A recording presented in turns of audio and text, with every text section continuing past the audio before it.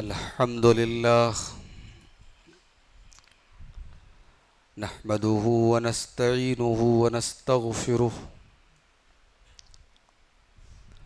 व नऊज़ु बिल्लाहि मिन शुरूरि अनफुसिना व मिन सय्यिआति अअमालिना मन यहदिहिल्लाहु फला मुदिल्ल लह व मन युद्लिल फला हादिय लह वअशहदु अल्ला इलाहा इल्लल्लाहु वहदहु ला शरीक लह वअशहदु अन्न मुहम्मदन अब्दुहु व रसूलुहु या अय्युहल्लज़ीना आमनुत्तक़ुल्लाहा हक़्क़ तुक़ातिह वला तमूतुन्न इल्ला व अंतुम मुस्लिमून या अय्युहन्नासुत्तक़ू रब्बकुमुल्लज़ी ख़लक़कुम मिन नफ़्सिन वाहिदह व ख़लक़ मिन्हा ज़ौजहा व बत्त मिन्हुमा रिजालन कसीरन व निसाअ वत्तक़ुल्लाहल्लज़ी तसाअलून बिही वल अरहाम इन्नल्लाहा काना अलैकुम रक़ीबा या अय्युहल्लज़ीना आमनुत्तक़ुल्लाहा वक़ूलू क़ौलन सदीदा युस्लिह लकुम अअमालकुम व यग़फ़िर लकुम ज़ुनूबकुम व मन युतिइल्लाहा व रसूलहु फ़क़द फ़ाज़ फ़ौज़न अज़ीमा अम्मा बअद फ़इन्न ख़ैरल हदीथि किताबुल्लाह व ख़ैरल हदी हदी मुहम्मदिन सल्लल्लाहु अलैहि वसल्लम व शर्रल उमूरि मुहदतातुहा व कुल्ल मुहदततिन बिदअह व कुल्ल बिदअतिन ज़लालह व कुल्ल ज़लालतिन फ़िन्नार अऊज़ु बिल्लाहि मिनश शैतानिर रजीम बिस्मिल्लाहिर रहमानिर रहीम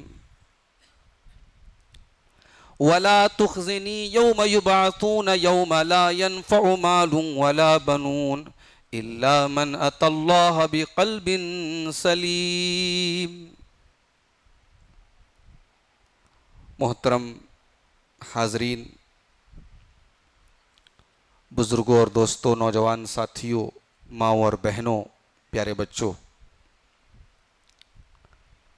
ताक रातों की शुरुआत हो चुकी है।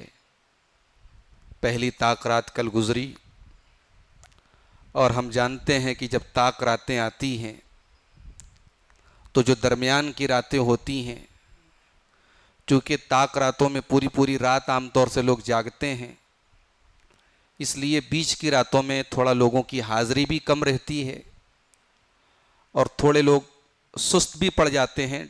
कंटिन्यू जागना और इबादत करना थोड़ा मुश्किल होता है, तो वो असर जो है हमें बीच की रातों में नज़र आ जाता है। रमज़ानुल मुबारक की आज 22वीं रात है और अब सिर्फ 8 रातें और हैं जो हमें इस मुबारक महीने में मिलेंगी। दुआ है अल्लाह ताला से जो भी अय्याम बचे हैं, जो भी रातें बची हैं, अल्लाह उन्हें हमें उनका हक़ अदा करने की तौफ़ीक़ अता फ़रमाए, आमीन। कल के ख़िताब में मैंने कुरान की अज़मत पर कुछ बातें आपके सामने रखी थी। कुरान करीम को अल्लाह ताला ने शिफा भी कहा है, कुरान शिफा है। आइए पहले आयत करीमा देखते हैं। सूरह यूनुस में अल्लाह ने फरमाया, या अय्युहन्नासु क़द जाअतकुम मौइज़तुम मिर रब्बिकुम व शिफ़ाउल लिमा फ़िस्सुदूर। ऐ लोगो, तुम्हारे पास वो किताब आई है जो नसीहत है, अल्लाह की तरफ से नसीहत है, वाज है, और क्या है, दिल के अंदर की बीमारियों के लिए शिफा है। शिफ़ाउल लिमा फ़िस्सुदूर, सीने के अंदर जो दिल है, उस दिल की बीमारियों के लिए कुरान शिफा है। तो कुरान दिल की बीमारियों को दूर करता है। अब यहां दिल से मुराद वो बीमारियां नहीं है जो जिस्मानी तौर पर हमारे दिल को दरपेश होती हैं। उनका इलाज तो कार्डियोलॉजिस्ट करेगा, उनका इलाज तो दिल का माहिर इंसान करेगा। यहां मुराद वो बीमारियां हैं जो दिल के अंदर रूहानी एतबार से होती हैं। तो आज की तकरीर में मैं दिल के अंदर पाई जाने वाली 5 बड़ी बड़ी बीमारियां और उनका इलाज आपको बताने जा रहा हूं। और मैं ये क्यों बयान कर रहा हूं, दिल पर मैं बात क्यों कर रहा हूं, क्योंकि अल्लाह ताला के दिल की बड़ी अहमियत है। अगर हमने अपने जिस्म पर बहुत मेहनत की, अपने जाहिर पर, अपने अपीयरेंस पर बहुत मेहनत की और दिल का हमने ख्याल नहीं रखा तो हम बर्बाद हो जाएंगे। अल्लाह के प्यारे नबी सल्लल्लाहु अलैहि वसल्लम फरमाते हैं, अला इन्न फिल जसद मुज़गतन इज़ा सलुहत सलुहल जसदु कुल्लुहु व इज़ा फसदत फसदल जसदु कुल्लुहु अला वहियल क़ल्ब। इंसान के शरीर में एक लोथड़ा ऐसा है, एक पार्ट ऑफ बॉडी ऐसा है, अगर वो दुरुस्त है तो सारी बॉडी दुरुस्त है, सारा इंसान दुरुस्त है। अगर वो गड़बड़ है तो सारा इंसान गड़बड़ है। और वो क्या है? अला वहियल क़ल्ब, वो दिल है। इसीलिए इब्राहीम अलैहिस्सलातु वस्सलाम अल्लाह की बारगाह में जब दुआ करते हैं तो क्या दुआ करते हैं? वला तुख़्ज़िनी यौम युबअसून यौम ला यनफ़उ मालुन वला बनून इल्ला मन अतल्लाह बिक़ल्बिन सलीम। ऐ अल्लाह, तू मुझे क़यामत के दिन रुसवा न करना। दुनिया में इंसान रुसवा हो जाए, आज रुसवा है कल इज्जत पा जाएगा। दुनिया की जिल्लत कल इज्जत में तब्दील हो सकती है, मगर क़यामत के दिन की रुसवाई परमानेंट होगी। मेरे प्यारे साथियों, जो क़यामत के दिन जलील हो जाएगा वो फिर कभी दोबारा सर उठा नहीं पाएगा। इब्राहीम अलैहिस्सलाम दुआ करते हैं, वला तुख़्ज़िनी यौम युबअसून, ऐ अल्लाह तू मुझे उस दिन रुसवा न करना जिस दिन तमाम लोगों को उठाया जाएगा। यौम ला यनफ़उ मालुन वला बनून, उस दिन ना माल काम आएगा ना औलाद काम आएगी। दुनिया में आप कितने माल वाले थे, अल्लाह के यहां कोई मैटर नहीं करता। आपके कितने बच्चे हैं, कयामत के दिन कोई मैटर नहीं करता। ना आपका बेटा कयामत के दिन आपके काम नहीं आएगा। बेटा तो देख के भागेगा अपने माँ बाप को। यौम यफ़िर्रुल मरउ मिन अख़ी व उम्मिही व अबी व साहिबतिही व बनी लिकुल्लि इम्रिइन मिनहुम यौमइज़िन शानुन युग़नी। क़यामत के दिन इंसान अपनी माँ को देख करके भागेगा, अपने बाप को देख करके भागेगा, अपनी औलाद को देख करके भागेगा, अपने बीवी बच्चों सबको देख करके भागेगा। क़यामत के दिन कोई किसी के काम नहीं आएगा। इल्ला मन अतल्लाह बिक़ल्बिन सलीम। क़यामत के दिन कामयाब कौन होगा? जो ऐसा दिल लेकर के आएगा जो कल्बे सलीम होगा। सलीम मीन्स ऐसा दिल जो सेफ हो, जो सही हो, जिस दिल में शिर्क ना हो, जिस दिल में बिदअत ना हो, जिस दिल में गैरुल्लाह की मोहब्बत ना हो। इस दुनिया में सबसे पाक दिल किसका था? जाहिर है कि हम आंख मूंद करके जवाब दे सकते हैं, जनाब मोहम्मद रसूलुल्लाह सल्लल्लाहु अलैहि वसल्लम का था। आपसे ज्यादा पाक दिल वाला कौन हो सकता है? मगर नबी को भी अपने दिल की फिक्र थी। उम्मे सलमा रजी अल्लाह ताला अन्हा फरमाती हैं, अल्लाह के प्यारे नबी अक्सर एक दुआ किया करते थे, या मुक़ल्लिबल क़ुलूब सब्बित क़ल्बी अला दीनिक। ऐ दिलों के पलटने वाले, ऐ दिलों के चेंज करने वाले, मेरे दिल को हमेशा तू अपने दीन पर स्टेबल रखना, अपने दीन पर जमा करके रखना, मेरे दिल को अपने दीन पर साबित रखना।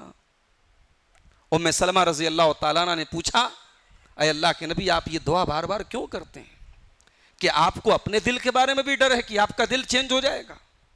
आपने फरमाया, ऐ उम्मे सलमा, इन्ना क़ुलूबा बनी आदम बैन उसबुअैन मिन असाबिर रहमान। सारे के सारे आदम की औलाद के जो दिल हैं वो रहमान की 2 उंगलियों के दरमियान है। मैं उंगली का लफ्ज बोल रहा हूं, मगर उंगली से इशारा नहीं कर रहा हूं जानबूझकर, कि कहीं आप ये ना समझे कि नऊज़ुबिल्लाह अल्लाह की उंगली हमारी उंगली की तरह है। अल्लाह की उंगली है, हम ईमान रखते हैं। अब अल्लाह की उंगली की कैफियत क्या है हम नहीं जानते, उसकी कैफियत हम अल्लाह के हवाले करते हैं। सारे आदम के इंसानों के दिल रहमान की 2 उंगलियों के दरमियान है। यो कल्लिबुहा कैफ यशा, अल्लाह उसको जैसे चाहता है उलटता है, पलटता है। तो दिल का कंट्रोल अल्लाह के हाथ में, और दिल चेंज होता रहता है, जैसे वो फ्लक्चुएट होता रहता है, चेंज होता रहता है। इसीलिए अरबी में दिल को कल्ब बोलते हैं। कल्ब के माने होते हैं पलटना। दिल हमेशा एक हालत पे नहीं रहता है, दिल चेंज होता रहता है। तो दिल की 5 बड़ी बीमारियों के बारे में आज हम जानेंगे। आज का दर्स हम बहुत मुख्तसर ही रखेंगे इंशाअल्लाह, ज़्यादा वक्त आपका लेना मुनासिब नहीं है। दिल की एक बहुत बड़ी बीमारी जिसके बारे में अल्लाह के नबी ने डराया है हमें और आपको, वो क्या है? वो है रियाकारी, दिखावा। आपने फरमाया इन्ना फ़मा अखाफ़ु अलैकुम अश्शिरकल असगर, ऐ मेरी उम्मत के लोगों मुझे डर है तुम्हारे बारे में कहीं तुम शिरके असगर में न पड़ जाना। सहाबा ने पूछा अय अल्लाह के नबी शिरके असगर क्या है? आपने फरमाया अर्रिया, रियाकारी करना है। रियाकारी करना, नमाज पढ़े इंसान लेकिन उसका मकसद यह हो कि दूसरे उसकी नमाज को की तारीफ करें। इंसान कोई भी नेकी का काम करे उसका मकसद यह हो कि दुनिया उसकी तारीफ करे। इसीलिए वो मशहूर हदीस याद कीजिए, तिरमिजी की रिवायत है, अबू हुरैरा रजी अल्लाह ताला अन्हु हदीस के रावी हैं, और ये वो हदीस है जिसको बयान करके अबू हुरैरा को चक्कर आ जाता था, वो बेहोश होकर के गिर जाते थे। क़यामत के दिन अल्लाह की बारगाह में सबसे पहले 3 लोगों का हिसाब लिया जाएगा। एक वो इंसान जो अल्लाह की राह में शहीद हुआ था, एक वो इंसान जो कुरान का आलिम था, कुरान का टीचर था, कुरान का सीखने सिखाने वाला था, और तीसरा वो आदमी जो अल्लाह की राह में बहुत ज्यादा माल लुटाने वाला था। टॉप 3 नेकियां हैं, 3 बेहतरीन नेकियां हैं, और 3 नेकी करने वालों को सबसे पहले क़यामत के दिन बुलाया जाएगा। और जब यह पता चलेगा कि इनकी नीयत में खोट है, इनकी नीयत सही नहीं है, तो अल्लाह के नबी ने अबू हुरैरा के घुटने पर मार के कहा कि अबू हुरैरा उलाइका सलासतुल लजीना तुसअरु बिहिमुन नार यौमल क़ियामा, यही सबसे पहले वो 3 लोग होंगे जिनके जरिए जहन्नम की आग को भड़काया जाएगा। ये दिल की बहुत खतरनाक बीमारी है मेरे भाइयों, रियाकारी। ये आप चेहरे से अंदाजा नहीं लगा सकेंगे, इसका ताल्लुक दिल से है। अब इसका इलाज क्या है? इसका इलाज ये है कि जिंदगी में कोशिश कीजिए कि ज्यादा से ज्यादा ऐसी नेकियां कीजिए जो बिटवीन अस एंड अल्लाह, हमारे और अल्लाह के दरमियान हो। जुमा के दिन आप पढ़ते हैं ना सूरे दहर पढ़ते हैं दूसरी रकात में, फजर में क्या पढ़ते हैं? उसमें आप अल्लाह के नेक बंदों की एक पहचान क्या बयान की अल्लाह ने? वयुतिमून अत्तआम अला हुब्बिही मिस्कीनन व यतीमन व असीरा। अल्लाह के नेक बंदे गरीबों को खाना खिलाते हैं, यतीमों को खाना खिलाते हैं, कैदियों को खाना खिलाते हैं, और क्या कहते हैं? इन्नमा नुतिमुकुम लिवजहिल्लाह ला नुरीदु मिनकुम जज़ाअन वला शुकूरा। कहते हैं कि ऐ मेरे बंदो, ऐ मेरे भाइयों, हम तुम्हें इसलिए नहीं खिला रहे कि हम तुमसे तारीफ चाहते हैं, हम तुमसे बदला चाहते हैं। इन्ना नखाफु मिर रब्बिना यौमन अबूसन कमतरीरा। हम तो अल्लाह ताला के यहाँ उसके अजाब से बचना चाहते हैं, हम तो क़यामत के दिन की सख्ती से बचना चाहते हैं, इसलिए हम तुम्हें खाना खिलाते हैं। रमजान का महीना है, इफ्तार पार्टियां बहुत हो रही हैं। कहीं ऐसा तो नहीं कि आप इफ्तार की दावत इसलिए दे रहे हैं कि कंपटीशन हो रहा है कि साहब फलां ने खिलाया तो हम भी खिलाएंगे। उसके पास दौलत है तो क्या हमारे पास नहीं है क्या? अगर दिल के किसी कोने में ये इंटेंशन है, ये नीयत है, तो आपके वो लाखों रुपये मेरे भाइयों वेस्ट हो जाएंगे, बर्बाद हो जाएंगी, वो नेकियां हमारे मुंह पर मार दी जाएगी। तो ये बहुत खतरनाक चीज है रियाकारी। और आगे बढ़िए, दिल की दूसरी खतरनाक बीमारी दुनिया की बेजा मोहब्बत। एक तो दुनिया की मोहब्बत नेचुरल है जो सबके अंदर होती है, उस मोहब्बत का कोई इनकार कर भी नहीं सकता। कुरान कहता है ज़ुय्यिना लिन्नासि हुब्बुश शहवाति मिनन निसाई वल बनीना वल क़नातीरिल मुक़ंतरति मिनज़ ज़हबि वल फ़िद्दति वल ख़ैलिल मुसव्वमति वल अनामी वल हर्स। ओ लोगों, तुम्हारे दिल में हमने मोहब्बत डाल दी औरत की मोहब्बत, तुम्हारे दिल में हमने डाल दी बच्चों की मोहब्बत, तुम्हारे दिल में हमने डाल दी सोने चांदी की मोहब्बत, तुम्हारे दिल में हमने डाल दी सवारी की मोहब्बत, तुम्हारे दिलों में हमने डाल दी खेती बाड़ी की मोहब्बत, चौपाए की मोहब्बत। दुनिया की के माल और दौलत की मोहब्बत नेचुरल इंसान के दिल में होती है, मगर यह मोहब्बत अपने लेवल से बढ़ जाए, यह मोहब्बत इतनी बढ़ जाए कि इंसान आखिरत को भूल जाए, तो यह इंसान को तबाह कर देती है। इसीलिए अल्लाह के नबी अपनी उम्मत को यह पैगाम दे के गए, मल फ़क़्र अख़शा अलैकुम, ऐ मेरी उम्मत के लोगों, मुझे इस बात का डर नहीं है कि तुम मेरे बाद गरीब हो जाओगे। वलाकिन अख्शा अलैकुम अन तुबसत अलैकुमुद दुनिया, मुझे इस बात का डर है कहीं दुनिया तुम पर फैला न दी जाए, कहीं कुशादा न कर दी जाए और तुम दुनिया को पाने के लिए एक दूसरे से कंपटीशन करने लगो, एक दूसरे से लड़ने लगो और दुनिया तुमको वैसे ही हलाक कर दे जैसे तुमसे पहले के लोगों को हलाक किया था। कहीं दुनिया हलाक ना कर दे तुम्हें, इस बात का डर था जनाब मोहम्मद रसूलुल्लाह सल्लल्लाहु अलैहि वसल्लम। और दुनिया ने हमें हलाक कर दिया मेरे भाई। ये हमारे घरों में हराम कमाई कैसे आई, ये हमारे घरों में सूद का पैसा कैसे आया, हमने हराम की जायदादों पर कब्जा क्यों किया। आज हुकूमत के मसाइल है कि साहब वक्फ बोर्ड में हुकूमत दखल दे रही है, वक्फी प्रॉपर्टीज में दखल दे रही है। क्या ये बात किसी से ढकी और छुपी है कि वक्फ की जायदादों के ताल्लुक से खुद हम मुसलमानों का जो है कितना उसमें मामला खराब रहा है। कब्रिस्तान की ज़मीनों पे लोग मकान बना के बैठे हुए हैं, ईदगाह की ज़मीन पे लोग मकान बना के बैठे हुए हैं। क्या अल्लाह को क्या मुंह दिखाएंगे, क्या जवाब देंगे हम मेरे प्यारे साथियों। नहीं अल्लाह के सामने जवाबदेही का एहसास। इंसान ये सोच के सब कर रहा है कि हमें हमेशा यहीं रहना है, मगर किसी को हमेशा नहीं रहना है मेरे साथियों। 60 साल 70 साल मर जाना है। आपकी आने वाली नस्लें मजा उठाएंगी और कब्र में आपके को कोड़े लगेंगे, हमें कोड़े लगेंगे।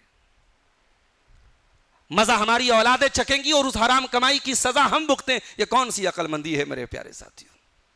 इसलिए दुनिया की मोहब्बत बेजा नहीं होनी चाहिए। इसका इलाज क्या है? इसका इलाज यह है कि आखिरत की फिक्र करो मेरे साथियों। आखिरत के बारे में सोचो कि वहां की तकलीफ यहां की तकलीफ, यहां की तकलीफ वहां की तकलीफ के मुकाबले में कुछ नहीं है, और यहां की नेमत वहां की नेमत के मुकाबले में कुछ नहीं है। दुनिया की जमीन और जायदाद की क्या बात करते हो। नबी ने फरमाया जन्नत में एक कोड़ा रखने की जगह। कोड़ा कितना बड़ा होता है भाई? कोड़ा मींस हंटर। हंटर कितना बड़ा होता है?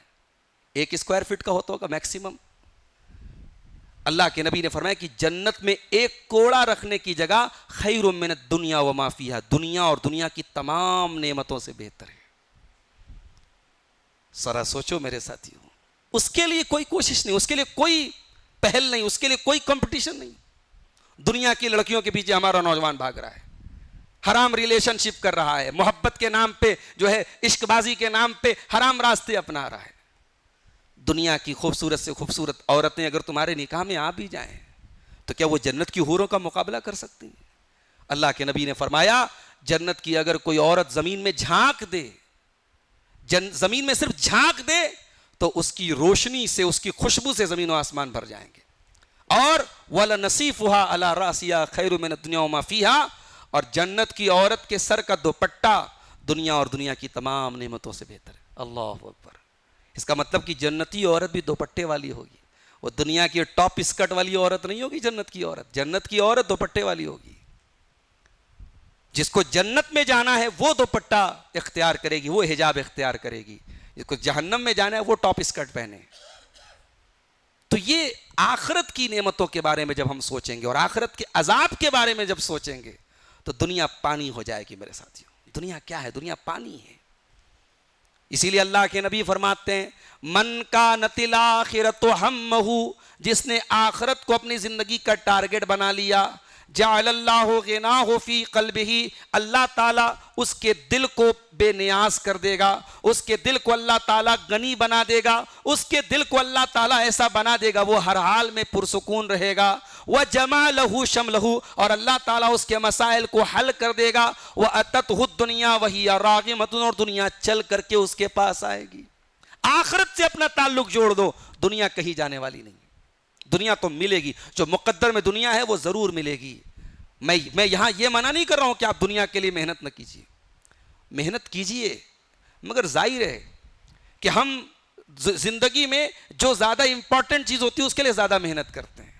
एक जिंदगी परमानेंट है, एक जिंदगी 60-70 साल की है। 60-70 साल की जिंदगी पर पूरा फोकस हो और परमानेंट जिंदगी के लिए कोई फोकस ना हो, ये अक्लमंदी तो नहीं है मेरे साथ। इसलिए हर जुमा के दिन हम जुमा में सूरह आला में ये आयत सुनते हैं, बल तुसिरूनल हयातद दुनिया वल आखिरतु खैरुन व अबका। मेरे बंदो, तुम दुनिया की जिंदगी को तरजीह देते हो, दुनिया की जिंदगी को प्रायोरिटी देते हो। वल आखिरतु खैरुन व अबका, जबकि आखिरत की जिंदगी ज्यादा बेहतर और ज्यादा बाकी रहने वाली है।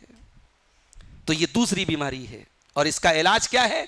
इसका इलाज ये कि हम आखिरत की फिक्र अपने अंदर पैदा करें। तीसरी चीज जो हमारे सामने दिल की बीमारियों के ताल्लुक से है मेरे अजीजों, वो भी बहुत ही खतरनाक चीज है, और वो है लालच, हिर्स व तमा। कहते हैं इंसान के लालच का घड़ा कभी भर नहीं सकता। और चाहिए और चाहिए, ये और की जो तलब है ये इंसान की कभी खत्म नहीं हो सकती।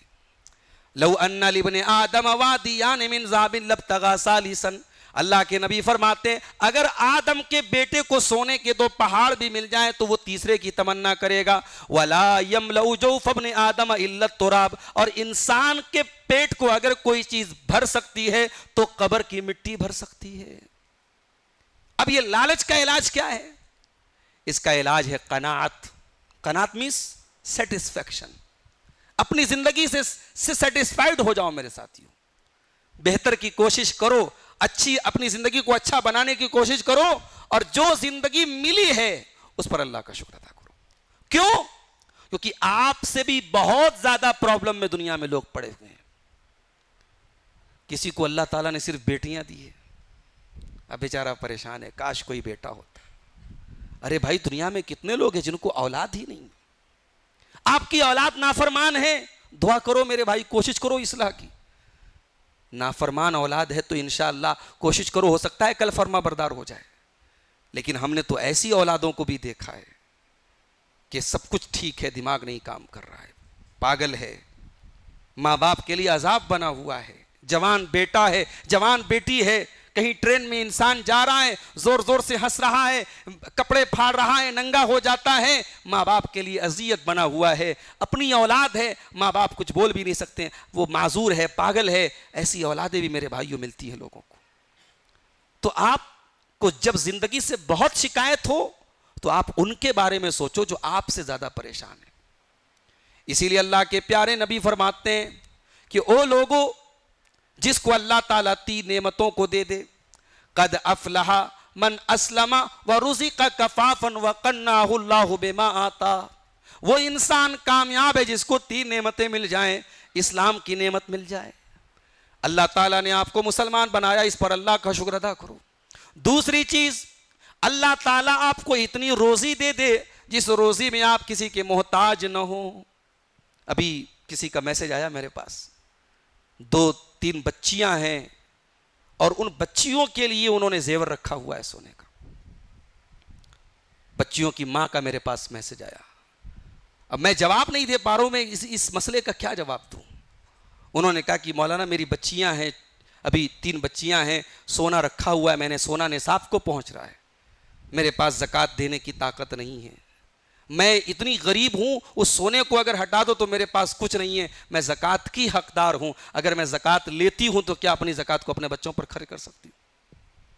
ये हालात है, ये हालात हैं, बहुत सारी फैमिली के साथ ये हालात है। सब लोग तो मस्जिद में आके आपके सामने चंदे की भीख तो नहीं मांग सकता ना। दुनिया में बहुत सारे सफेद पोश पड़े हुए हैं मेरे भाइयों, मोहताज हैं, जरूरतमंद हैं, उनको उनके चेहरे देख के कोई अंदाजा भी नहीं लगा सकता कि हाँ ये जरूरतमंद है। वो बेचारे अपनी खुददारी पे मरते हैं। इसीलिए समाज में ऐसे खुददार लोगों को तलाश करके उन तक मदद करनी चाहिए। और ये मसला भी याद रखो, जरूरी नहीं है कि हम ज़कात की रकम को मेंशन करके क्लियर करके दे दें कि हाँ भाई ये ज़कात की रकम है। हमें मालूम हुआ कि भाई फला आदमी का बच्चा बहुत बीमार है, हॉस्पिटलों का चक्कर लगा रहा है, उसके पास ताकत नहीं, इस्तिताअत नहीं, और हमें मालूम है कि इलाज आज के दौर में बहुत महंगा है। हम गए, उसको कुछ रकम दे दी, भाई तुम्हारे बच्चे का इलाज वगैरह करा लेना, बस काफ़ी है इतना, आप ज़कात की रकम ऐसे लोगों को दे सकते हैं। तो अल्लाह ने अगर इतनी रोज़ी दी है, जिस रोज़ी से आपका काम चल रहा है, आप किसी के मोहताज नहीं, अल्लाह का शुक्र अदा करो। दुनिया में बहुत सारे ऐसे लोग हैं जो इस रमज़ान की इफ्तारी और सहरी का इंतज़ाम भी नहीं कर पाते।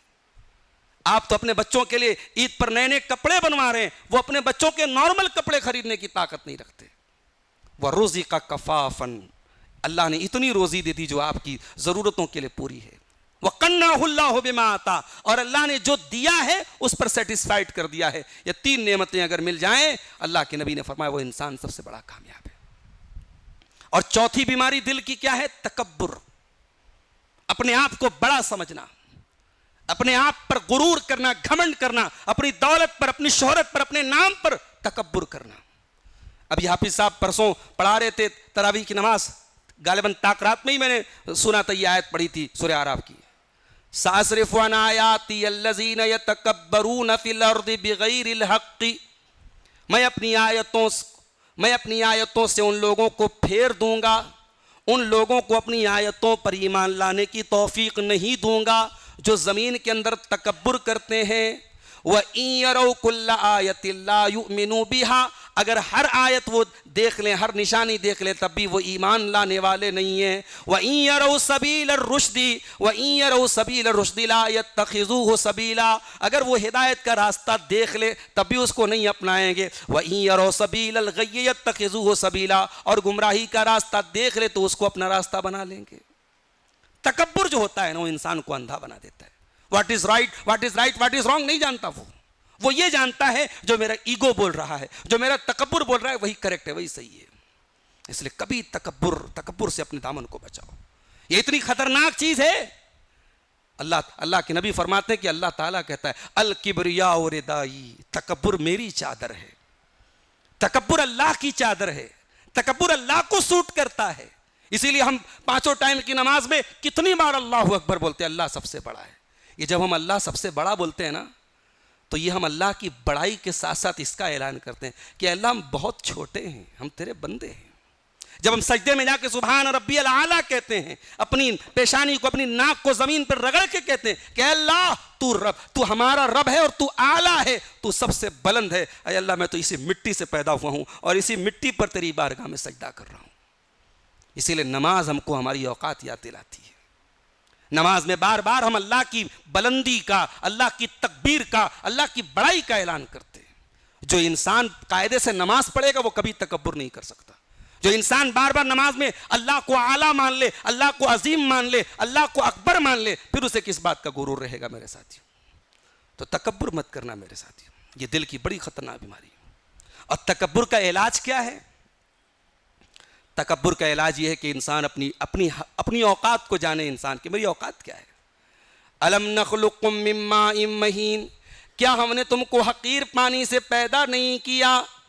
अलम यकुन नुतफतम मिन मनिय्यिन युमना, ऐ इंसान तू एक हकीर पानी के कतरे से पैदा किया गया। सुम्मा काना अलकतन फखलक फसव्वा, उस हकीर पानी से तुझे जीता जागता इंसान बनाया गया, तुझे मर्द और औरत की शक्ल में ढाला गया। तेरी माँ के पेट में अल्लाह ताला ने तेरी शक्ल सूरत बनाई, फिर तू जीता जागता इंसान बन करके दुनिया में आया। मेरे बंदे, तू किस बात पे तकब्बुर करता है, किस बात पे गुरूर करता है?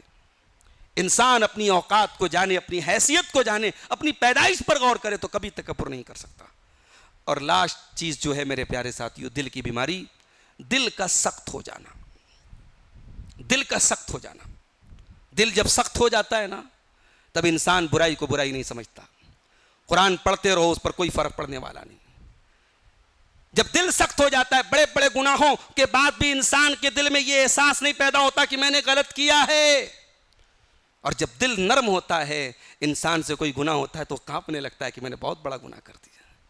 इसीलिए अल्लाह कुरान में कहता है कल्ला बल राना अला कुलूबिहिम मा कानू यक्सिबून, मेरे बंदो तुम्हारे करतूतों की वजह से तुम्हारे दिल के ऊपर पर्दा छा गया है, तुम्हारे दिलों के ऊपर गुनाहों की लेयर चढ़ गई है, गुनाहों की परत चढ़ गई है। और दिल जब सख्त हो जाए तो कुरान क्या कहता है, सुम्मा कसत कुलूबुकुम मिन बादि ज़ालिका फहिय कल हिजारति औ अशद्दु क़स्वा, तुम्हारे दिल तो पत्थरों से ज्यादा कठोर हो गए। पत्थर तो कुछ ऐसे भी होते हैं, वह इन्न मिनल हिजारति लमा यतफज्जरु मिनहुल अनहार, पत्थर के अंदर से नहरें जारी होने लगती हैं। वह इन्न मिनहा लमा यशक्कुकु फयखरुजु मिनहुल मा, पत्थर में भी सुराख हो जाता है और पत्थर से पानी निकलने लगता है। वह इन्न मिनहा लमा यहबितु मिन खशियतिल्लाह, पत्थर भी अल्लाह के खौफ से झुक जाता है। ऐ इंसान, लेकिन तेरा दिल तो पत्थर से भी ज्यादा सख्त है। उलमा ने लिखा है अल्लाह ने पत्थर का जिक्र क्यों किया। अल्लाह लोहा का भी तो जिक्र कर सकता, लोहा भी बहुत सख्त होता है, मगर लोहा पिघल सकता है, पत्थर कभी पिघलता नहीं है, पत्थर कभी पिघलता नहीं। इंसान के दिल की सख्ती को अल्लाह ने पत्थर से तशबीह दी।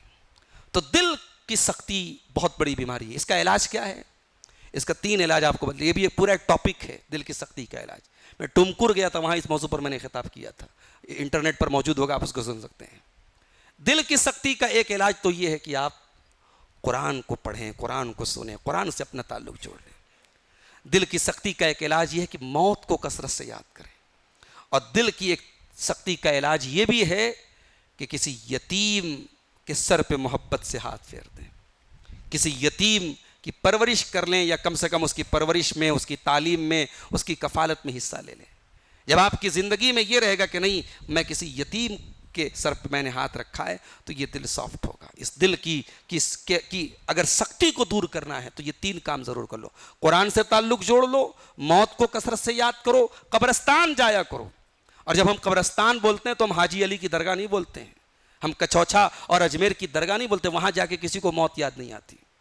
कब्रस्तान नॉर्मल कब्रस्तान, मदीना में हम जब जाते हैं, नबी की मस्जिद के बाजू में कब्रस्तान है, मस्जिद नबी के करीब में कौन सा कब्रस्तान है? बकी का कब्रस्तान। अरे ये जितने अलंग मलंग फलाने ढिकाने जितने बाबा हैं, उन सहाबे किराम के बराबर पहुंच सकते हैं क्या? उनसे बड़ा वली कौन है? 10,000 सहाबे किराम की कब्रें हैं, लेकिन कोई पक्की कब्र नहीं है, कोई दरगाह नहीं है, कोई चादर नहीं, कोई गागर नहीं। 10,000 सहाबे किराम की कब्रें हैं, सब नॉर्मल कब्रें हैं। वहां जाओ तो मौत याद आती है, वहां जाओ तो लगता है कि अल्लाह तेरे नबी के सहाबा यहां दफन हैं, अय अल्लाह ये वो जगह है जहां हम सबको जाना है।